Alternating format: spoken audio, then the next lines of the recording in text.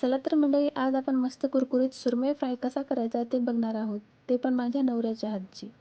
इथं मासे स्वच्छ धुवून घेतला आहे. इकडे एका प्लेटमध्ये मिरची पावडर, हळद, धना पावडर, गरम मसाला, काश्मीरी मिरची पावडर, मीठ आणि मिरी पावडर घेतलेला आहे. आता एका बाउलमध्ये 2 चमचे अद्रक लसूण पेस्ट आणि प्लेटमध्ये काढलेले मसाले टाकून घ्यायचे. नंतर यात 2 चमचे तेल, लिंबू पाणी आणि थोडेसे साधे पाणी टाकून याला चांगले मिक्स करून घ्यायचं आहे. ही तयार झालेली पेस्ट सर्व माशांना खालून वरून दोन्ही बाजूने लावून घ्यायची आहे.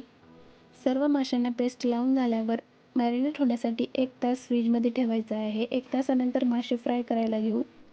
इकडे लोखंडी पॅन घेतलेला आहे. त्यात तेल टाकून सर्व बाजूने लावून घेतलं आहे. तेल तापल्यावर यात मासे तळायला सोडायचे आहेत. 2 मिनिटं फ्राय झाल्यावर पलटून घ्यायचं आणि दुसरी बाजूसुद्धा 2 मिनिटं फ्राय करून घ्यायचं.